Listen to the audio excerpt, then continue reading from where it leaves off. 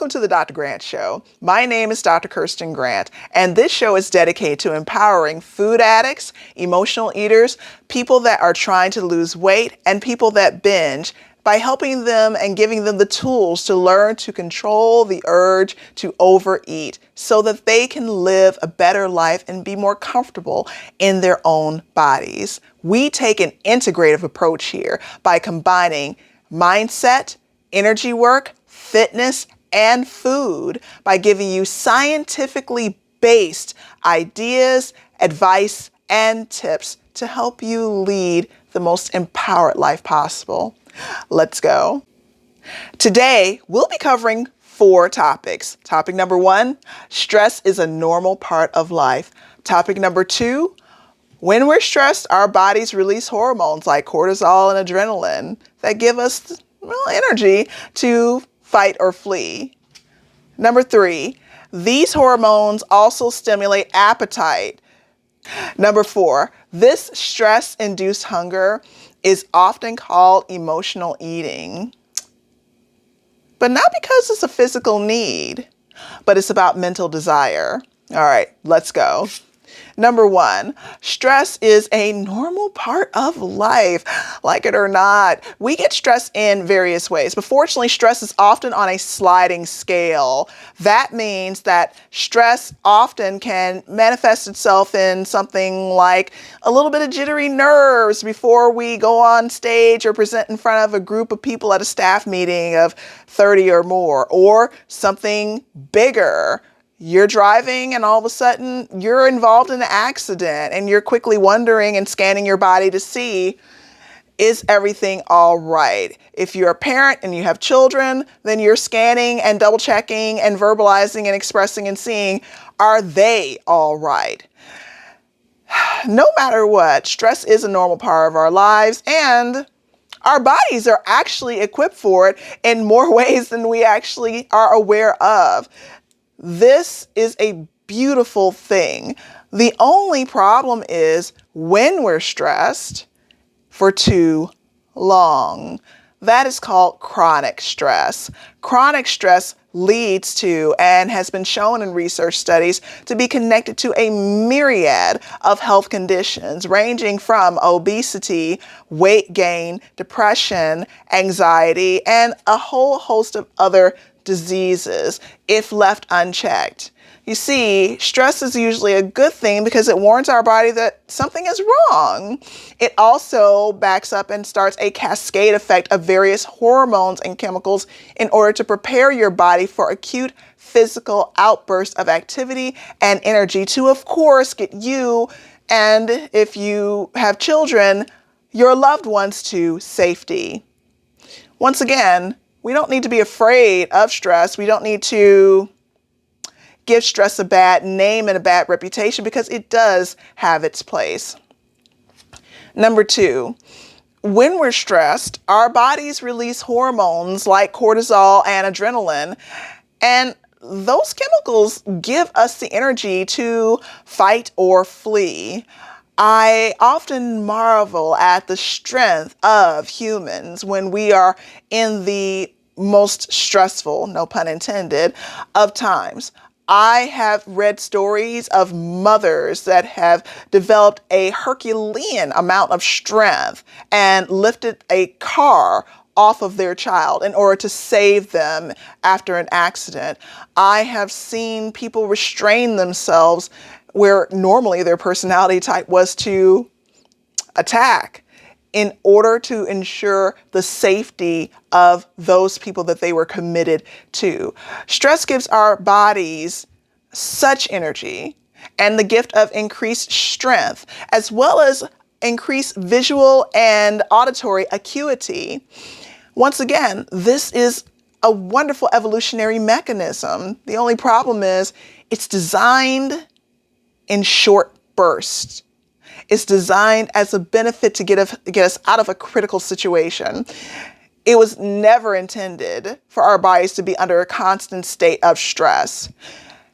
If you are a stressed emotional eater, food addict, or someone that's trying to lose weight, this is not to your benefit, especially if you're vulnerable to the effects of food addiction, because what stress does is that it engages the part of your brain that is seeking comfort. And your body, it loves you. It just doesn't love you sometimes in the way that you would prefer.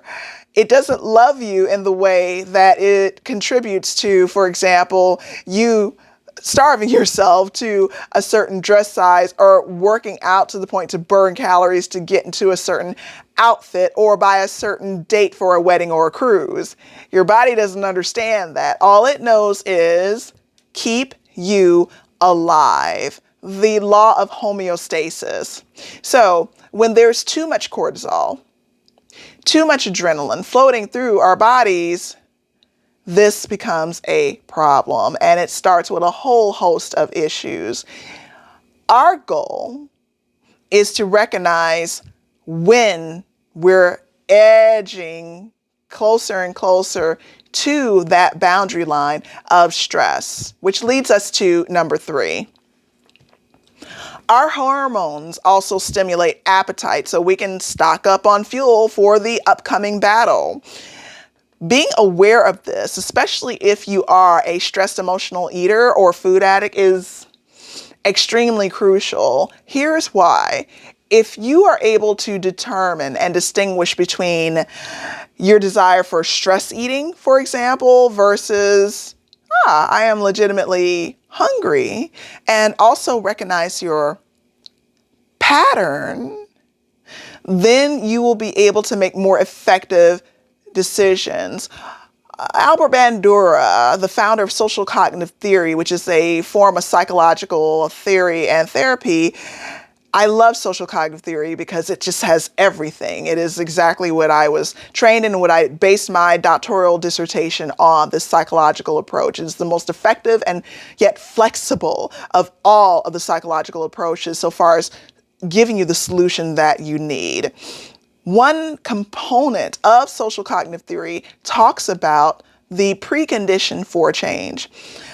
Merely being aware of the difference between your hunger being stress-induced versus a legitimate hunger can completely change the playing field for you, which will lead to less food binges, less emotional eating, and as a natural byproduct, without changing anything else in your normal eating regimen, weight loss. So this is why this is very important.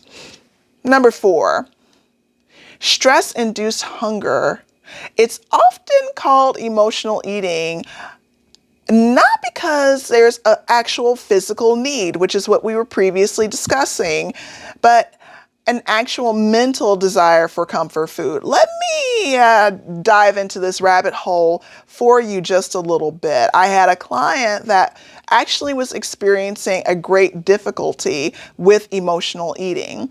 And this is because their jobs were a constant source of stress. Now, you add to that boiling pot and cauldron the stress from her job, as well as the stress of being a single mother raising children, and then caring for a sick family member. And although she was completely and utterly unaware, this stress was causing a constant hormonal spike in her system of cortisol. Having this constant spike of cortisol in her system day in and day out caused her to feel a sense of powerlessness and a lack of hope. As we started talking, we began to realize this lack of hope also stemmed from a feeling of not being in control of her life. Have you ever had that feeling where you feel like from the moment you open your eyes and you look around in the morning when you wake up, that your life is not your own? Either you are lovingly attacked by your kids if you're a parent, or even though we see tons of helpful self-help articles talk about rolling over to check your phone first thing in the morning.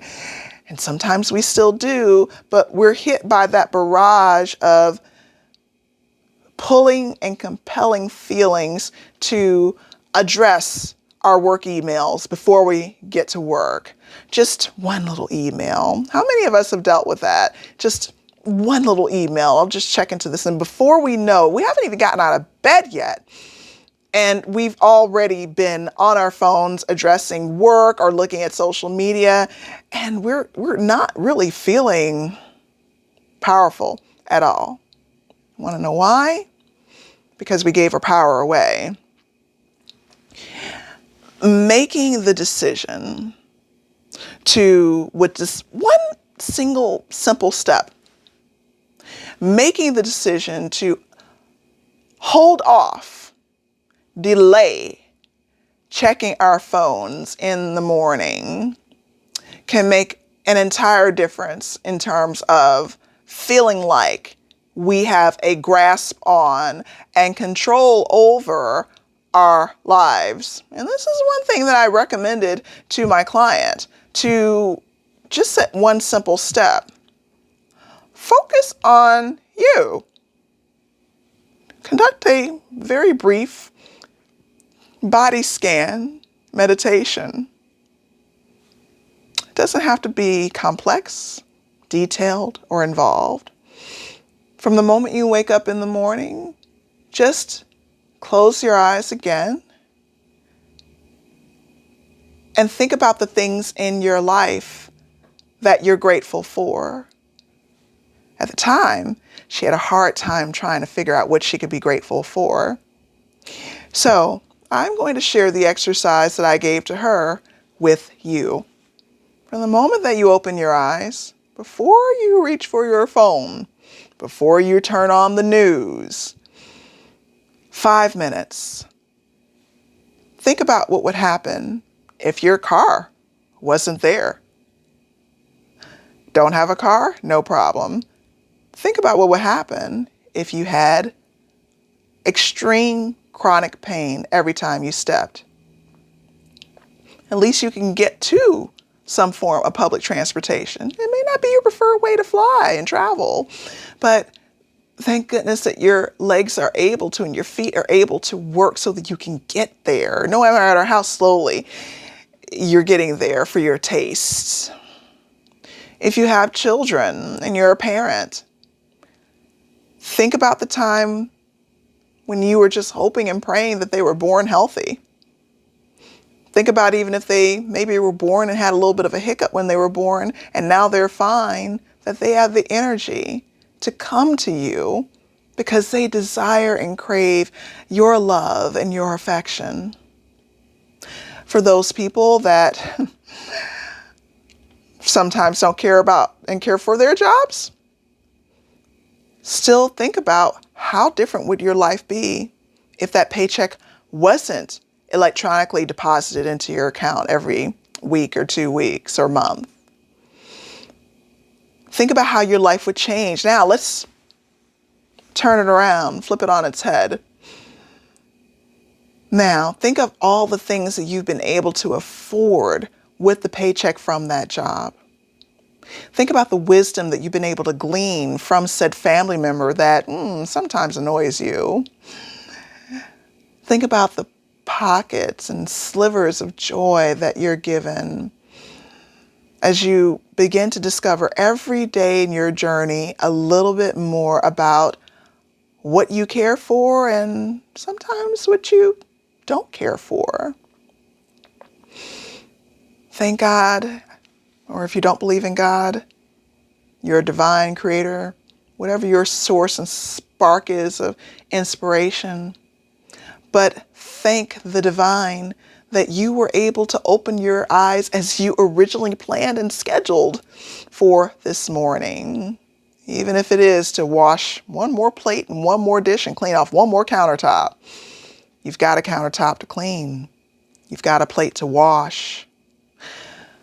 All of these things may on the surface seem rudimentary, but research has shown starting your day with just this brief bit of gratitude, a top scan of your head, and imagining almost like you have water, warm water, cascading from the top down as you scan and get that warm feeling from the top of your head as you slowly, slowly immerse yourself through your neck.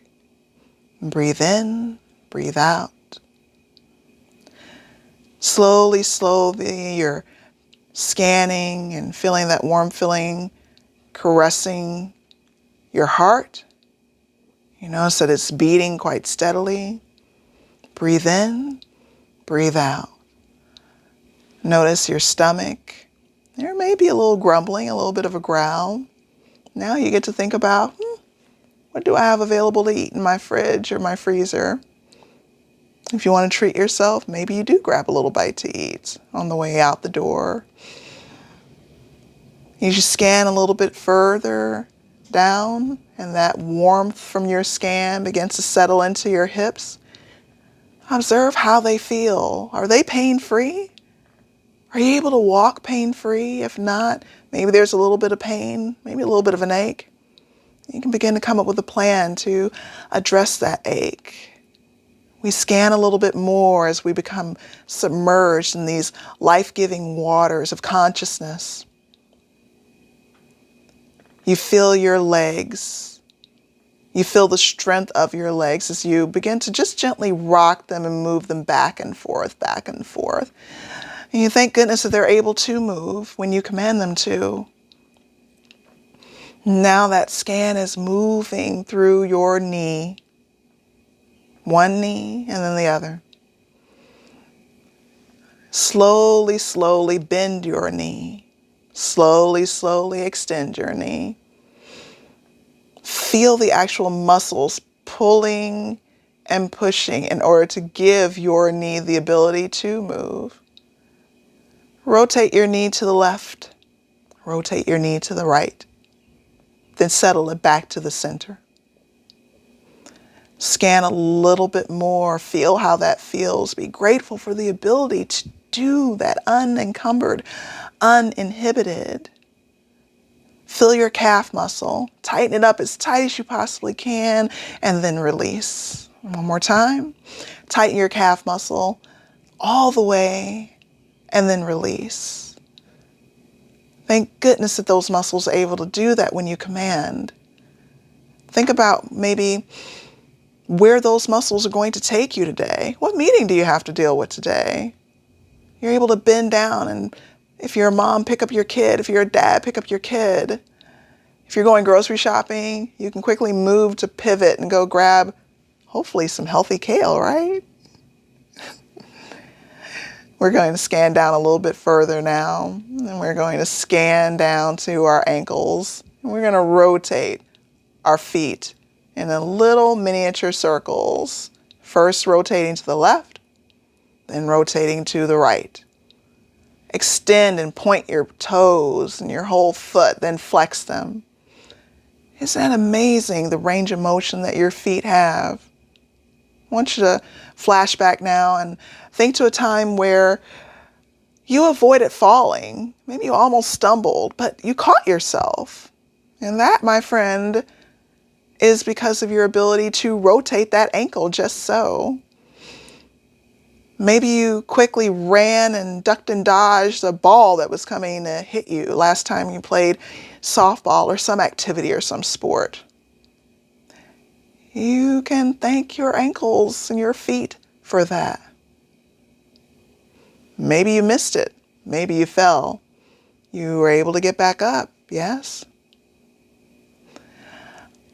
Just this simple act alone of appreciating your body, no judgment, it shifts your day. It allows and shifts your mindset as well into a more positive expectation of life as you go about this during your day. It makes you in the receptive mode for better opportunities. It makes you in the receptive mode, even so far as creativity is concerned. How, you ask? Why, you ask? Because your heart is emanating a magnetic, energetic force field emanating out from your heart and 6 feet on either side, give or take, according to researchers in quantum mechanics and theory. Starting off your day in this form of gratitude puts you into the receptive mode.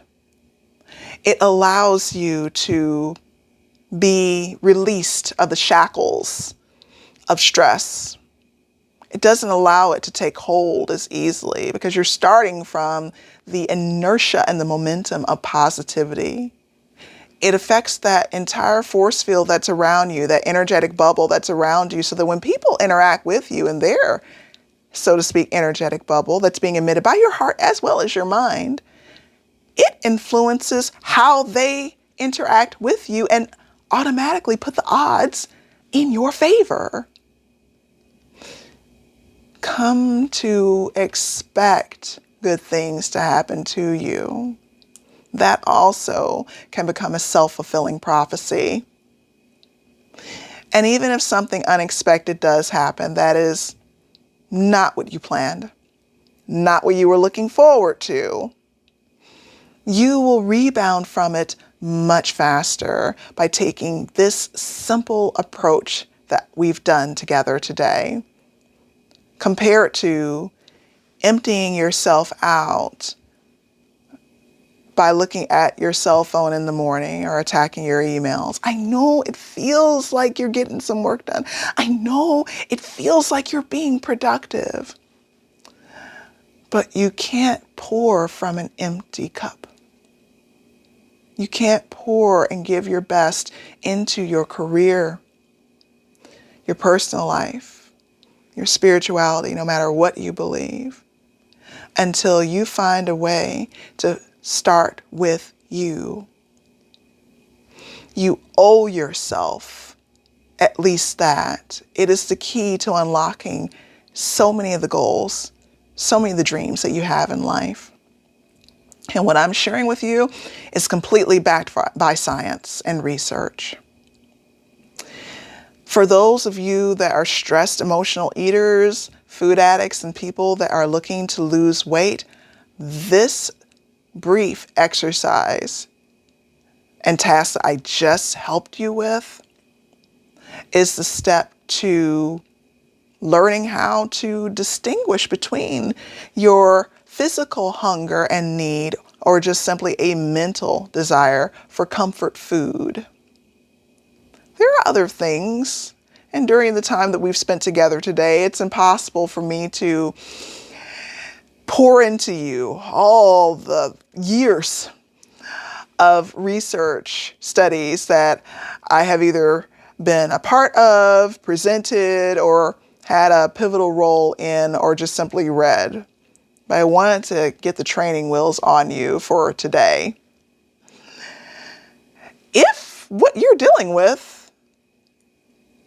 sounds like this could be a good match for, if you're looking for kindness and compassion and empathy, yet sustainable change, no more fads, no more latest thing, no more conjecture, no more theory, an integrative, functional, yet consultative approach that shortens the gap between where you are right here and the problems that you have and your solutions. If you're looking for someone to smooth that bumpy road out, especially if you've been going at it alone, then reach out to us on edibleaddiction.com.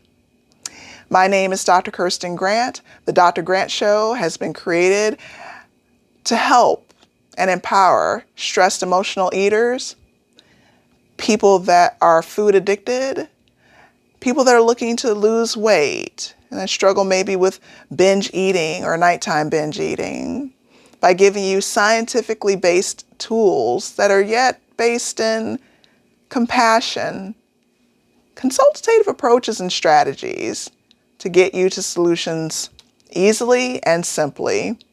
You can be in the same room with the foods that used to trigger you to eat, especially while you're stressed. And guess what? It doesn't even cause a ripple.